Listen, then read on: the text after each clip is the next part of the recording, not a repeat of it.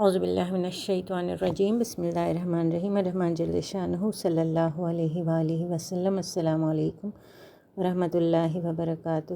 رب اشرح لی صدری ویسر لی امری واحلل عقدۃ من لسانی یفقہوا قولی۔ آج کی ہماری آیت ہے اہدنا الصراط المستقیم۔ اہدنا الصراط المستقیم ایک بہت ہی کمپیکٹ اور پیاری دعا ہے، ایسا جیسے اللہ پاک نے دریا کو یا سمندر کو کوزے میں بند کر دیا ہو۔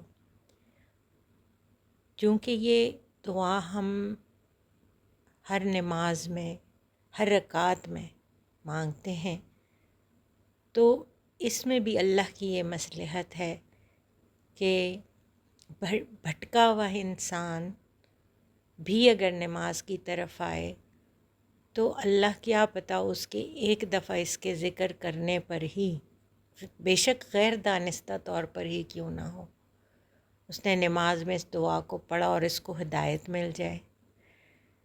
اہدنا الصراط المستقیم کیا ہے؟ اہدنا ہدا یا ہدا اس کا روٹ ہے، ٹھیک ہے۔ ہدایت اس کا مطلب ہے، صراط راستہ ہے، مستقیم سیدھا راستہ ہے۔ اب تینوں لفظ اتنے کمپیکٹ ہیں نا اپنے اس میں مطلب میں۔ ہدایت کیا ہے؟ ہدایت ہر وہ بندہ جو اللہ کی طرف جانا چاہتا ہے تو اللہ نے اس کو آلریڈی قرآن پاک دے دیا۔ سب سے پہلے نبی صلی اللہ علیہ وسلم مبعوث فرمائے، نبی پاک صلی اللہ علیہ وآلہ وسلم، ان پر قرآن پاک اتارا، ان کو ہماری گائیڈنس کے لیے ہر لمحہ موجود کیا، ان کے سیرت اور حدیث پاک ہمارے سامنے ہیں آج بھی، اور ہم اس سے گائیڈنس قرآن سے، حدیث سے، سیرت سے ہم لے رہے ہیں الحمدللہ۔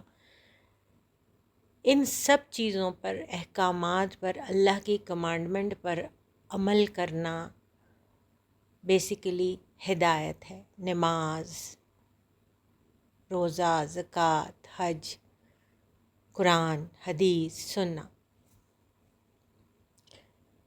اب ایک ہدایت میں اتنا سب کچھ سمو دیا گیا اور اس کو دعا بنا دیا گیا ہمارے لیے ہر نماز میں۔ اب اس کے بعد صراط مستقیم کیا ہے؟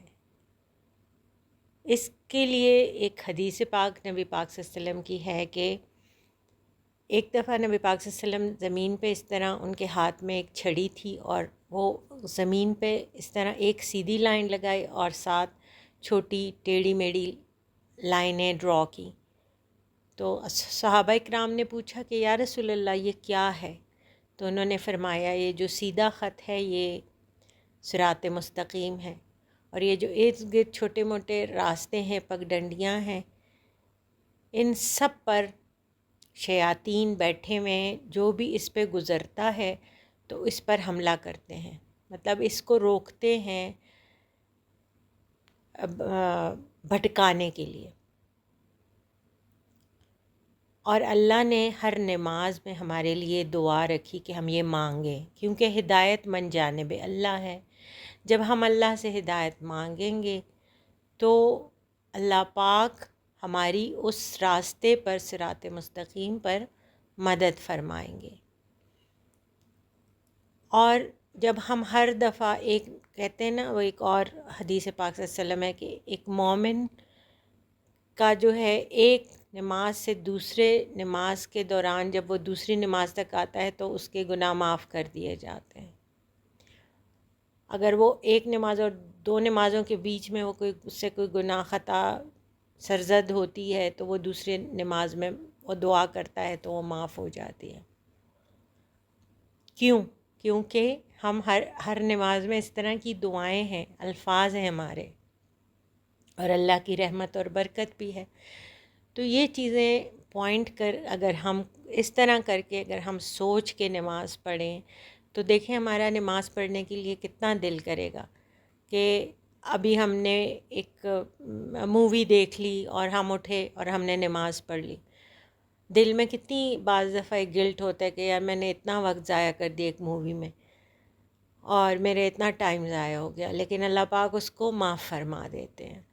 تو ہمیں ہر وقت اللہ سے اللہ کی ہدایت اور سیدھے راستے کی رہنمائی اللہ سے مانگنی چاہیے. کیا پتہ اللہ پاک ہمارا دل کس وقت اپنی طرف موڑ لے.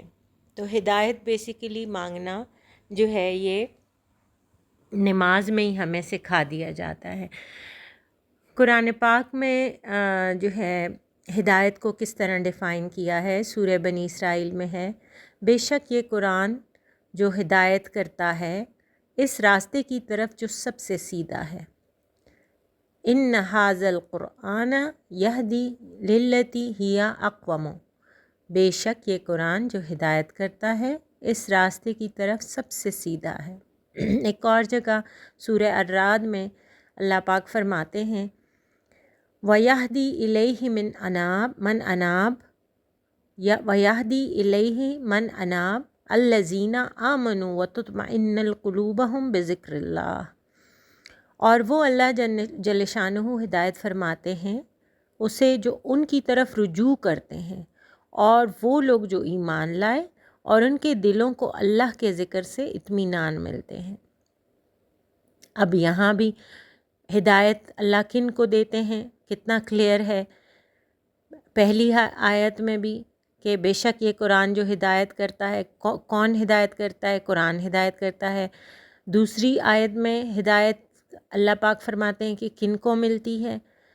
ان کو ملتی ہے جو اللہ کی طرف رجوع کرتے ہیں. اللہ کہتے ہیں نا آپ میری طرف ایک قدم بڑھاؤ اور تو میں 10 قدم آتا ہوں. حدیث قدسی ہے کہ آپ میری طرف ایک قدم آؤ تو میں 10 قدم آتا ہوں، آپ چل کر آؤ تو میں دوڑ کر آتا ہوں. تو ہم اگر رجوع کریں گے تو رجوع کیا ہے؟ بیسیکلی ہم نے اگر ہم فرض کریں ہم 5 وقت کی نماز پڑھتے ہیں تو یہ بھی رجوع ہے. ہم جو ذکر وغیرہ کرتے ہیں، درود پاک پڑھتے ہیں، یہ بھی اللہ کا ہی ذکر ہے اور درود پاک ہے نبی پاک صلی اللہ علیہ وسلم پہ، تو یہ بھی اللہ کی طرف ایک رجوع ہے. اسی طرح ہر نیک عمل، ہر نیک کام جس میں خالص اللہ کی رضا مقصود ہو تو وہ اللہ کی طرف رجوع ہے اور اللہ ایسے لوگوں پر ہدایت فرماتے ہیں. تو اس میں کتنی کلیئر انڈیکیشن ہے. سورہ آل عمران میں صراط مستقیم کے بارے میں آگے کی اب ہم آیت جو پڑھیں گے کہ صراط مستقیم کیا ہے، تو اس کے بارے میں یہ اسی آیت کا جو اگلا پارٹ ہے صراط مستقیم، اس کے بارے میں کیا ہے وہ وَمَن يُعْتَصِمِ اللَّهِ فَقَدْ ہُدِیَ إِلَىٰ صِرَاطٍ مستقیم، اور جو کوئی مضبوطی سے پکڑے گا اللہ جل شانہ کی رسی کو تو اسے سیدھے راستے کی طرف ہدایت دی جائے گی.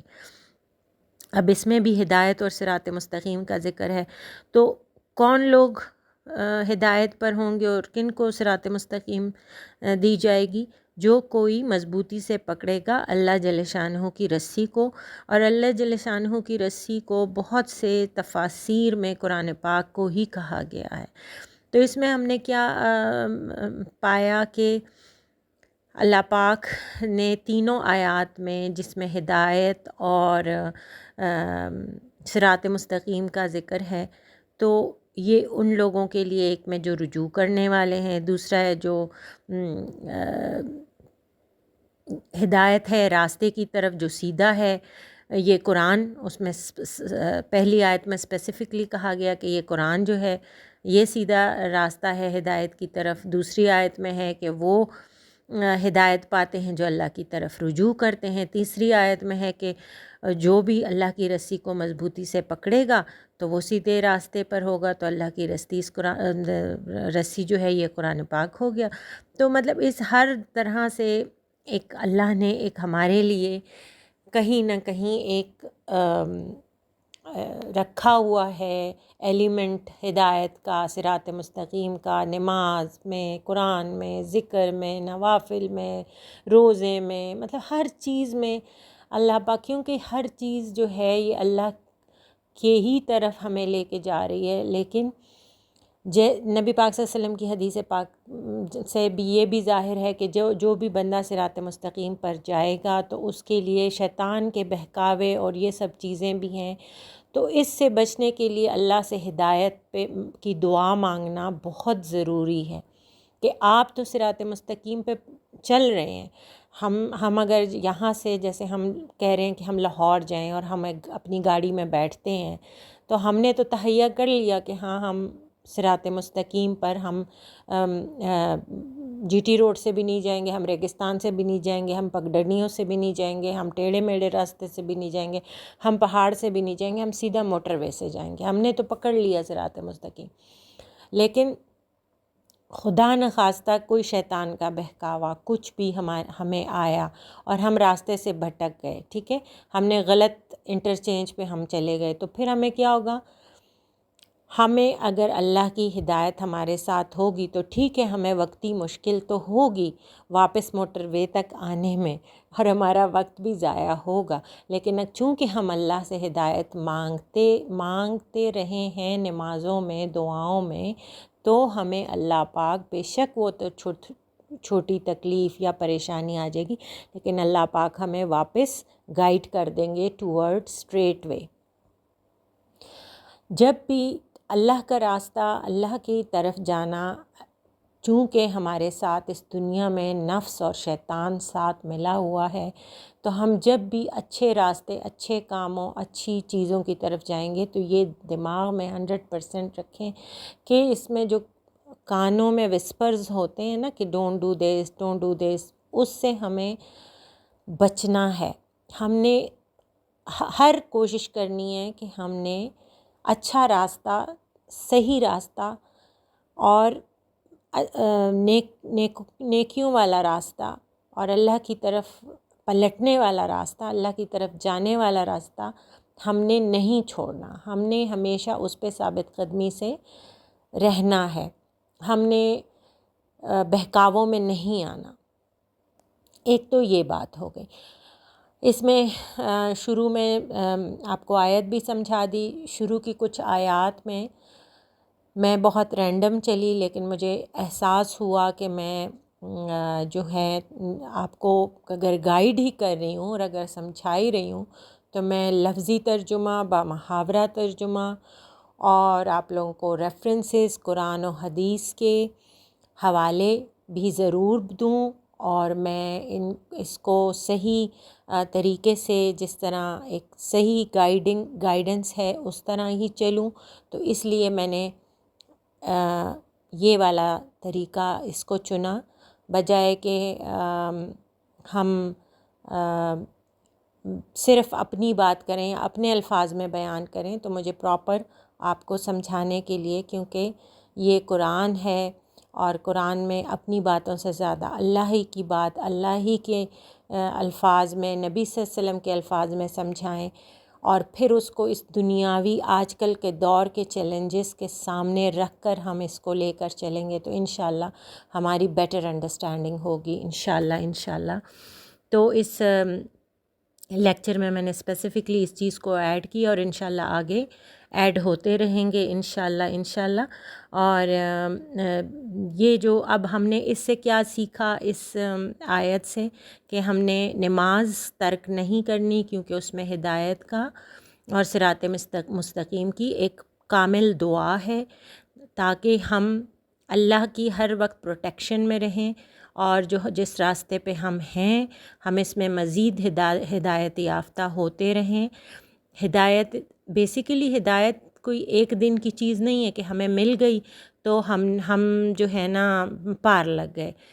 ہدایت ایک کنٹینیوس پروسیس ہے، اور اس کو جتنا بھی ہم ریفائن کرتے جائیں گے اپنے اعمال سے، اچھے گڈ ڈیڈ سے، نمازوں میں بھی نوافل کی کثرت ہو گئی، صلاۃ تسبیح ہو گئی، صلاۃ شکر ہو گیا، صلاۃ حاجت ہو گئی، ڈیلی ہم اللہ سے ہر نماز میں کے ساتھ کچھ نوافل ایڈ کریں، ایک نماز اور دوسرے نماز کے بیچ میں ہم ذکر کریں، مغرب کے بعد دوسرے مغرب تک اگر ہم درود پاک کی 1000 تسبیح پڑھ لیں، کنٹینیوسلی چلتے اٹھتے بیٹھتے چلتے پھرتے اگر ہم یا رحمان کا ذکر کریں تو ہم بیسیکلی ہم ہر وقت ہی اللہ کے ذکر میں، اللہ کی عبادت میں، اللہ سے دعا میں مشغول رہیں گے، تو پھر شیطان اور یہ والے جو وار ہیں نا، ہم اس کے لیے اتنے اپنے آپ کو مضبوط کر پائیں گے کہ ہم اس کا مقابلہ کر سکیں.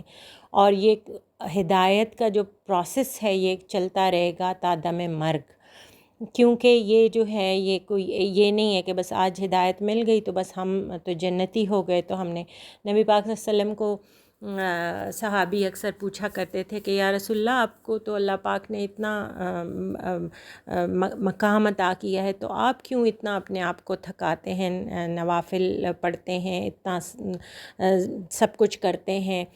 تو نبی پاک صلی اللہ علیہ وسلم کے بارے میں ہے نا کہ وہ اتنا کھڑے رہتے تھے قیام میں اور قرآن پاک کی آیتیں پڑھتے تھے، روتے تھے سجدوں میں، نوافل پورا ان کا ایک دن رات کا ایک خاص وقت اللہ کی عبادت میں بہت خاص مشغول وہ رہتے تھے. تو انہوں نے فرمایا اصحاب سے کہ کیا میں اللہ کا شکر گزار بندہ نہ بنوں؟ تو اس لیے ہمیں ان چیزوں پہ جب نبی پاک صلی اللہ علیہ وسلم کے جو اللہ کے اتنے قریب تھے اور اللہ نے ان پہ اتنی رحمتیں کی ہوئی تھیں، اور ان کی وجہ سے ہم سب پہ بھی رحمتیں ہیں الحمدللہ، اور اللہ اور شامل حال رکھیں. تو جب وہ کرتے تھے تو ہمیں تو بہت کرنا چاہیے، ہمیں تو ہر وقت کرنا چاہیے. کیونکہ ہم تو ان کے پاؤں کی خاک دھول کے برابر بھی نہیں ہیں، اور ہم یہ سمجھتے ہیں کہ بس ہم نے 5 وقت کی نمازیں پڑھ لی، روزے رکھ لیے جگہ، تو بس ہم پار لگ گئے ہیں.